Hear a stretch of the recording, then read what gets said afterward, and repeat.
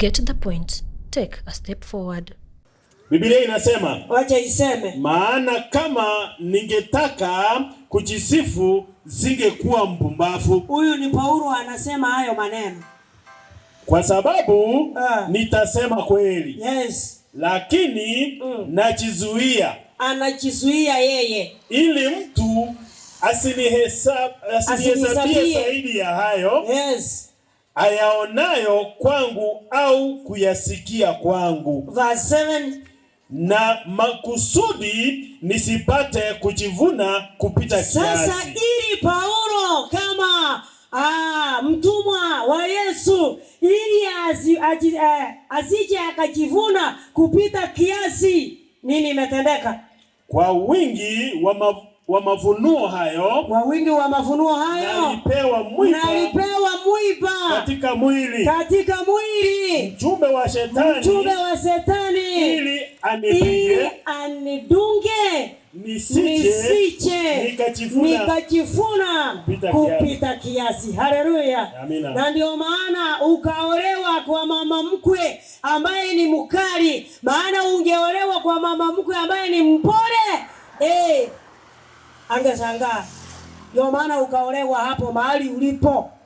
Na ndio maana your daughter-in-laws wakaletwa wale wakali, maana wangekuwa wapole wote wangeenda. Hasa wote ni wakali kama bilibili. Yaani ukiongea na mmoja, mwingine anakuuliza, mama unasema nini hiyo? Mama unajua uliolewa sawa sawa na vile tuliolewa. Mama achana na maneno yale ya zamani, watu walikuwa wanachezea maisha ya watu. Achana na ile tabia kabisa, tumekukataza. Sasa unashangaa, nimuongelesha nani? Maana na huyu ameniingilia. So basi vile ambavyo vinatendeka katika maisha yetu, Mungu anaruhusu ili tusije tukajifuna kupita kiasi. Ndio maana umepewa watoto wawe vile walivyo, ili upate kazi ya kufanya. Kazi gani? Ya kuwaombea. Maana ungepewa wote wazuri, ungeanza kujifuna. Wengine wakilia, wewe unawachekea. Sasa Mungu akaona waacha akupatie vitu vyote, lakini watoto wakusumbue vilivyo ili umkumbuke. Na ndio maana Biblia inasema, Yeremia 33 mstari wa 3, Biblia inasema, niiteni nami nitawaitikia, nitawaonyesha mambo makuu ambayo hamjaweza kuyaona. Hivyo basi tuwe watu wa kuita Mungu, tumuambie shida zetu, tuwachukue watoto wetu kama alivyokuwa anafanya Ayubu. Maana alikuwa anajua ya kwamba watoto wangu wamemkosea Mungu. Yeye alikuwa anatoa kafara kila mtoto, kama alivyofunza Magoti hapa, ya kwamba ikiwa unawaombea watoto wako, ombea kila mtoto ukimtaja jina lake. Je, changamoto zikitupata, Mungu huwa anajua, na baadaye mbona anasiachilia? 1 Corinthians chapter 10 verse 13. Jaribu alikuwapata ninyi isipokuwa lililo kawaida ya wanadamu. Yale majaribu yote yanatupata ni kawaida, maana ni ya wanadamu, wala si miti, wala sio ng'ombe. Alafu ila Mungu ni mwaminifu. Sasa Mungu ni mwaminifu, ambaye hatatuacha mjaribiwe kupita vile tunaweza. Lakini pamoja na lile jaribu, sasa pamoja na yale majaribu tunakutana nayo, atafanya na mlango wa kutokea ili muweze kustahimili, ili tuweze kustahimili. Ikiwa basi tunataka kwenda mbinguni, lazima tustahimili majaribu katika jina la Yesu. Amen. Ndio maana unaposoma Revelation chapter 7 verse 13 and 14, Biblia inasema ya kwamba mmoja wa wale wazee akaniuliza, hawa ni akina nani? Hawa wametoka wapi? Nikamjibu, hawa wamevua nguo zao, wamezifanya zikawa nyeupe, wamepitia katika dhiki kubwa. Hivyo basi watakao urithi ufalme wa mbinguni lazima wawe wavumilivu. Ndio maana Biblia inasema atakayevumilia mpaka mwisho atarithi ufalme wa mbinguni. Haleluya. Amen. Yo basi lazima tujifunze kuwa wavumilivu. Ndio mwanaume anakusumbua, lakini lazima tuwe waaminifu. Tuwe wavumilivu. Maana kuvunjika kwa mwiko sio mwisho wa kupika. Karongo saja sinyire esoruso ntalio konganya. Soruso noko moira sobo sibo manene. Umechoka je umesumbuka. Sumbukola Yesu pekee. Ndio basi ikiwa wewe uko na changamoto, mwambie Yesu, maana hakuna rafiki atakayemshinda Yesu katika jina la Yesu. Ambona wewe unaleta historia ya mume wako. Yaani unaweka kwa meza kama mama wanachagua uchafu kwa nini? Kwa mboga. Mnatoanisha, halafu baadaye unarudi huko mahali ulikuwa unamsengenya. Mama ni mvivu, especially hawa mama wa elders. Aba ene no chinda chiemetwe. Ainenete. Ekiagara na madenga molisita koma kolera kende. Ekiagara na madenga molisita koma kuna. Oko chikomo kuna kona aba na bwa balisia. Ngayani esengenjo yekyo wana taigweti mga molisia muanya bantu.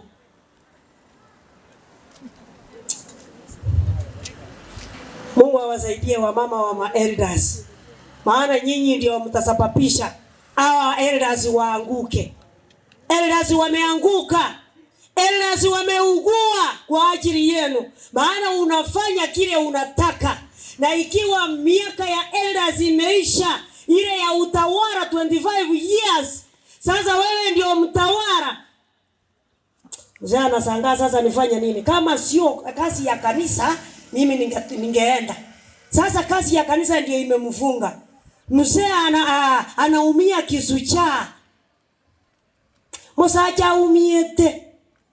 Oyo ndaga tabasusana isate ibungo bitato ngo musacha marera na akorire ngaki. Na kirue.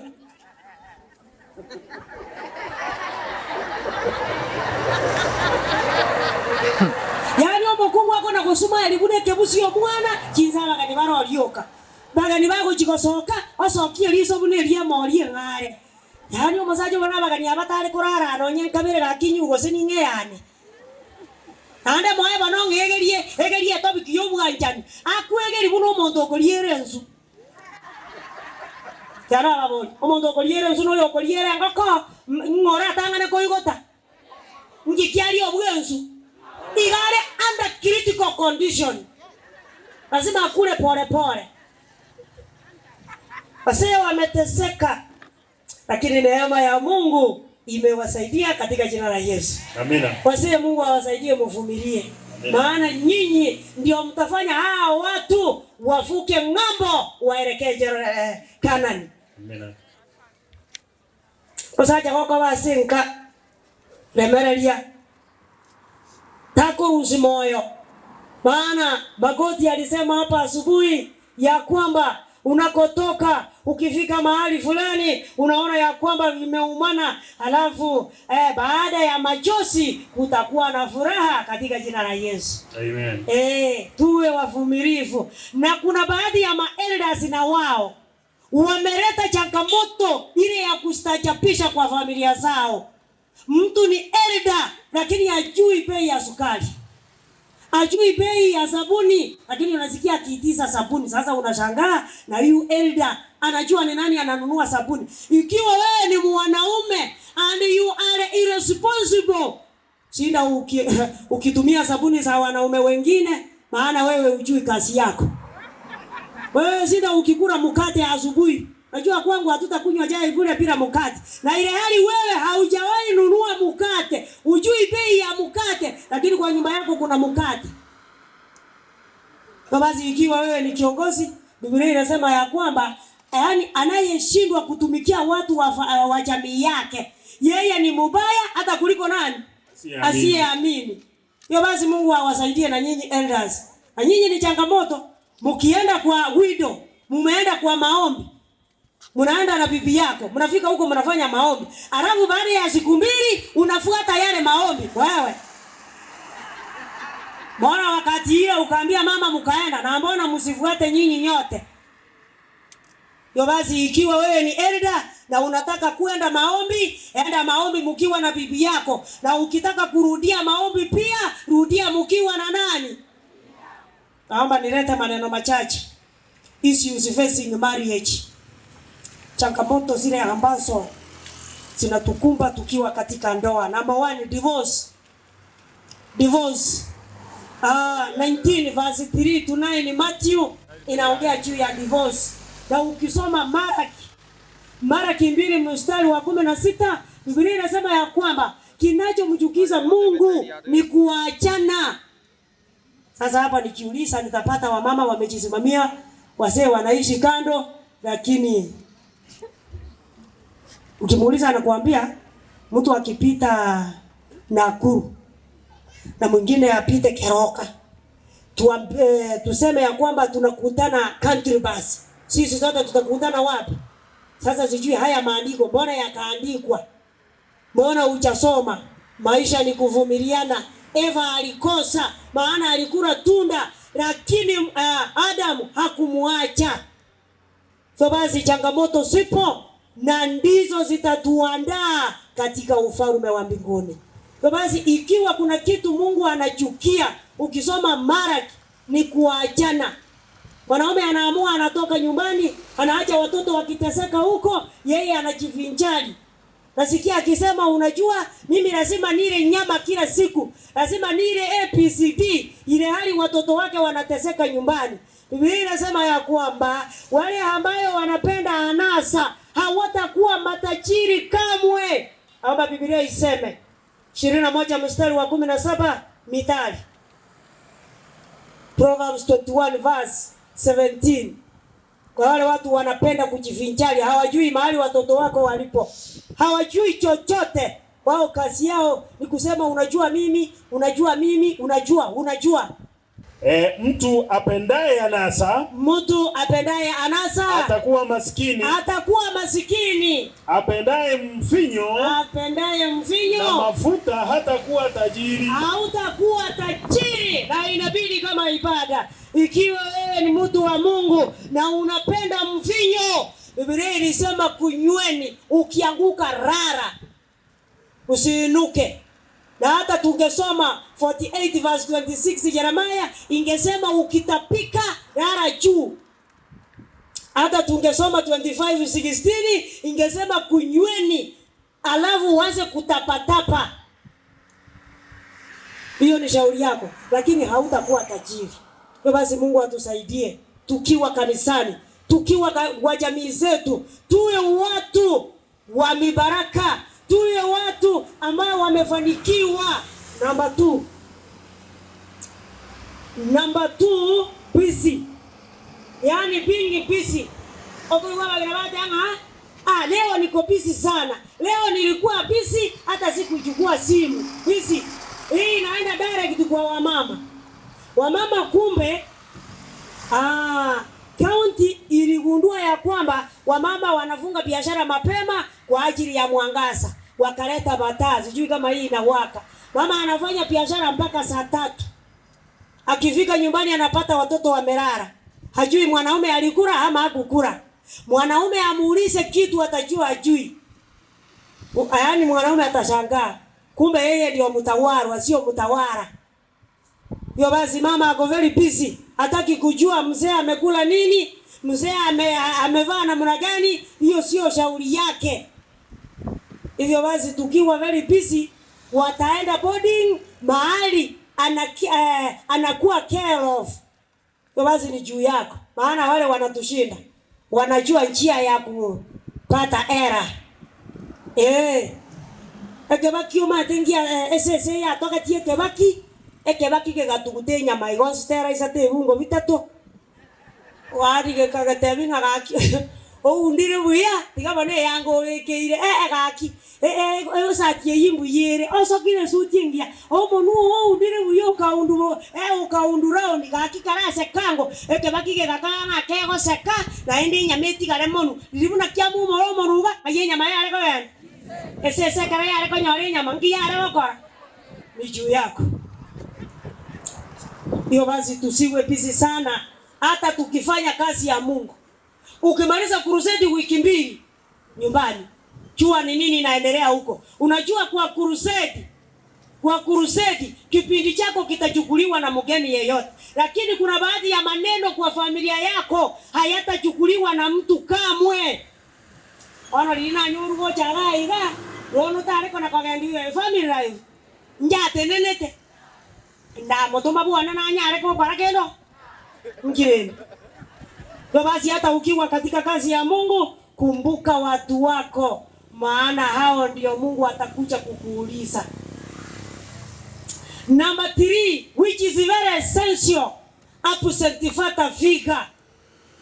Mwanaume ako kama ile picha imewekwa kwa ukuta. Kuna picha nyingine tunasoma ya kwamba Kenyatta ndio alileta uhuru 1963. Alafu tunakuja kwa Moi, tunaenda kwa Kibaki, tunakuja kwa Uhuru, tunaenda kwa Museveni, zile picha zote. Kuna baadhi ya wanaume wanaonekana kama zile picha. Sasa ukienda kwa Kenyatta, kwa ile picha ya ukuta, umuulize Your Excellency Mzee Jomo Kenyatta, na kuuliza wakati ulikuwa unawania uhuru nini kilitendeka, ile picha itakujibu. Na hao wana bakungu tokaleta basajabo. Hiyo basi Mungu atusaidie. Yaani mwanaume hana sauti. Wewe ndio kusema na kile umesema ndio kitatendeka. Watoto wanakuogopa kama simba. Lakini baba yao wanasema baba hana shida. Nasikia wakisema wasichana wanasema unajua baba ni mzuri lakini mama, maana wewe ni mkali. Ukiwa mkali, kuwa mkali kwa maneno yanayofaa na kuwa mkali kwa watoto, sio kwa mwanaume. Yaani mwanamke anaheshimu mwanaume wakati msichana wake amekosewa, wakati amefanya makosa mahali ameolewa, hiyo inabidi amheshimu, maana yeye hataenda huko wakati wa kesi. Sasa kwa hivyo anamheshimu hiyo wiki. Akienda akimletea ripoti, sasa hiyo basi Mungu atusaidie. Tusifanye wanaume wawe kama picha kwa ukuta. Na kuna baadhi ya wanaume ambao wamejifanya kuwa kama hizo picha. Mwanaume anakaa kama mgonjwa ambaye aliachiliwa kutoka kwa ward. Amemaliza siku 2, hasikii madawa yanampeleka vipi. Yaani yeye ajali. Yeye hiyo sio kazi yake. Ajui watoto wengine yale majina wameandika shuleni. Ajali, yani hakuna haja. Yeye ajui boma inatoka wapi, imefika wapi na inaenda wapi. Nilikuambia ukikufa atakaye fariji mwanamke wako vizuri ni yule atampatia kidogo. Mwambie sasa baada ya mashishi kunyweni soda. Huyo atakuwa akimkumbuka hata kukuliko. Hiyo basi Mungu atusaidie. Wanaume naye woke. Takora nse. Rafu unafanya sasa wewe ni mtawala mpaka kwa watoto wanakutawala. Maana wewe ulijifanya hivyo. Kuna baadhi ya wanaume walio wapole, mpole kama nyanya ya greenhouse ambayo imeosha.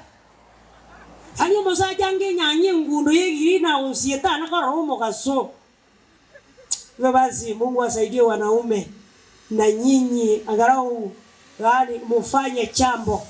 Fanya kitu ambayo hata ukikufa watoto watakumbuka. Mwanamke atakumbuka aliye machozi mpaka watu washangae.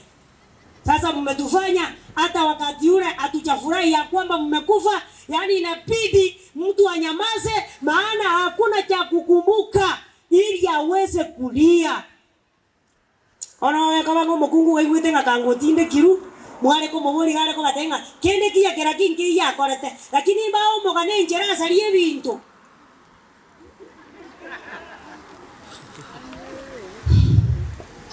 Number 4, lack of discipline. Ikiwa watoto wako umewaachilia kama ng'ombe iko free range, na hiyo pia inaleta changamoto.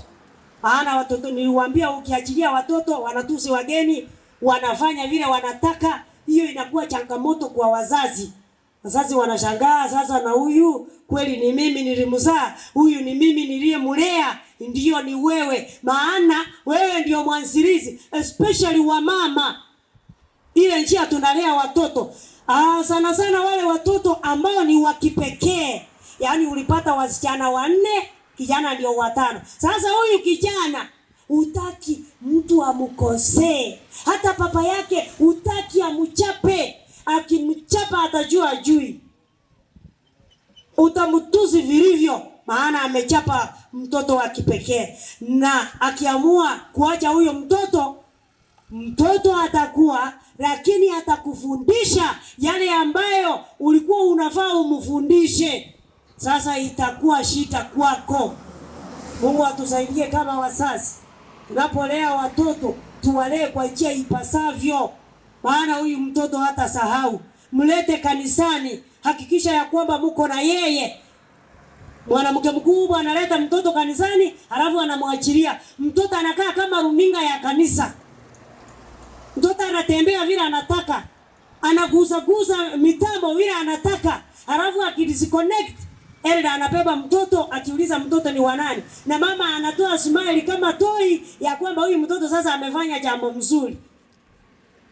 Ukileta mtoto wako kanisani, kaa na mtoto wako. Hakuna haja ya kusema ya kwamba si hao walimu wa watoto wako. Ikiwa wewe amekushinda, wewe ndio ulimulea, wewe ndio umemzaa, sasa mwalimu atamfanyia nini?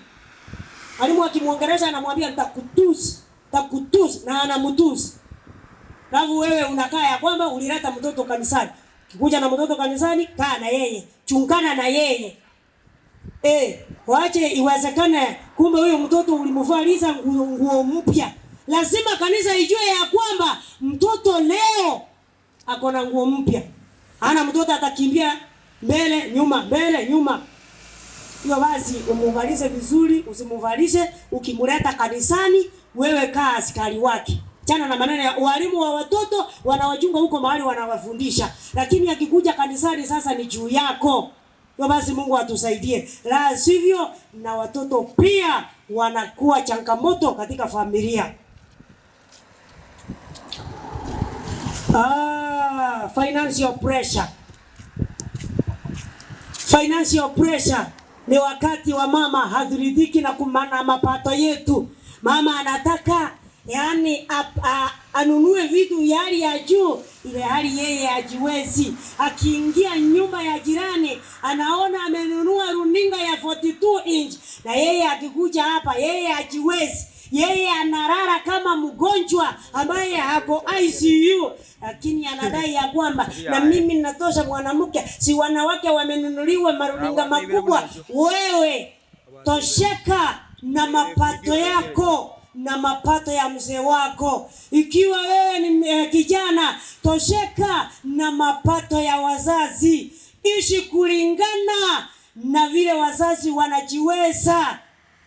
Kufikia hapo, Mwenyezi Mungu awabariki. Get the point. Take a step forward.